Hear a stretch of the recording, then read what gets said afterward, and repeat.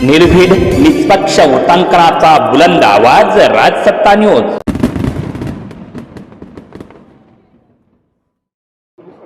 माहिती आहे।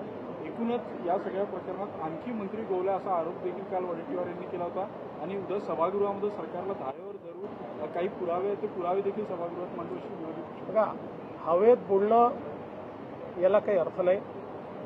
खरात यांचं प्रकरण अत्यंत गंभीर आहे। ते आम्ही इंटेलिजन्सच्या आधारावर आम्हीच त्याचा भांडाफोड केलेला आहे आणि आता हळूहळू याची आम्हाला कल्पना होती की लाजेखातर किंवा सामाजिक दबावामुळे महिला एकदम पुढे येत नाहीत, म्हणून अशा प्रकारचे जे काही विक्टिम्स आहेत त्या विक्टिम्सला धीर देऊन, त्यांच्या घरच्यांना धीर देऊन त्यांना समोर आणण्याचा प्रयत्न चाललेला आहे। त्याच्यामध्ये काही प्रमाणात आता महिला प्रतिसाद देखील देत आहेत। या संपूर्ण प्रकरणाची अत्यंत वरिष्ठ स्तरावर मॉनिटरिंग होते आहे। स्वतः डीजींना मी सांगितलेलं आहे की त्यांनी याचं मॉनिटरिंग करायचं आहे। याच्यामध्ये एसआयटी तयार केलेली आहे। नाशिक सीपी आणि एसआयटी मिळून या ठिकाणी हे काम पूर्ण करत आहेत आणि मला असं वाटतं की या संदर्भात कुठल्याही परिस्थितीत कोणालाही स्पेअर केलं जाणार नाही। आता याला राजकीय रंग देण्याचा काही प्रयत्न चाललेला आहे। कोणाजवळ काही पुरावा असेल तर त्यांनी तो निश्चित आणून द्यावा, त्याच्यावरही कारवाई होईल। पण विनाकारण प्रत्येक गोष्टीला केवळ राजकीय रंग।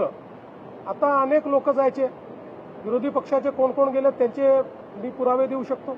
माझ्याकडे सर्वात जास्त तर माझ्याकडे पुरावे आहेत याचे, पण ते पोलिसांकडे आहेत। ते पोलिसांचं काम आहे, ते माझं काम नाही आहे।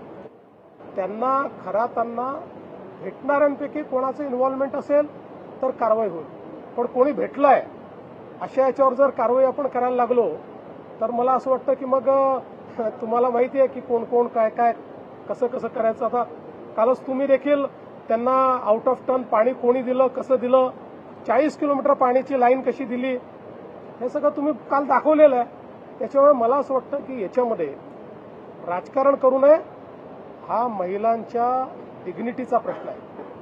अशा प्रकारे आपल्या तथाकथित शक्तींचा उपयोग करून महिलांना भरीस पाडणं यापेक्षा वाईट गुन्हा असू शकत नाही। काही झालं तरी त्यांना त्याची शिक्षा ही भोगावीच लागेल।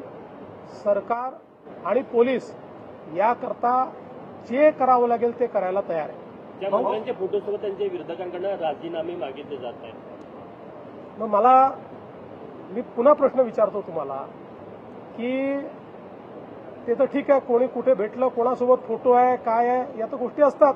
कोणी कोणासोबत फोटो असू शकतो, पण ज्यांनी मंत्रिमंडळाची विशेष बैठक बोलवून 40 किलोमीटर दुरून त्यांना पाणी दिलं त्यांना काय शिक्षा द्यायची? आणि मंत्र्यांबद्दल बोलणारे त्यांच्याबद्दल का चूप आहेत?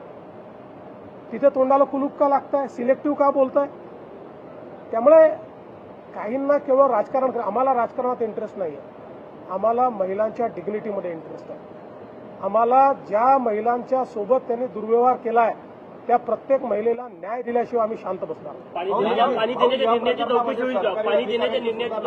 चौकशी बघा, आता चौकशीने पाणी देण्याचे निर्णय वगैरे याची चौकशी करायची ते पाहू।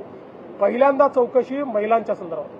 यामध्येच सरकारी अधिकाऱ्यांचे सुद्धा नावं येताना दिसते। खरातच्या पत्नीसोबत अभिजित भांडे नावाचे जो अधिकारी आहे याने आर्थिक व्यवहार झाल्याचं, जिथे असे आर्थिक व्यवहार असतील तिथे चौकशी केली जाईल। एक प्रश्न असा, जो मुख्यमंत्री ममता बॅनर्जी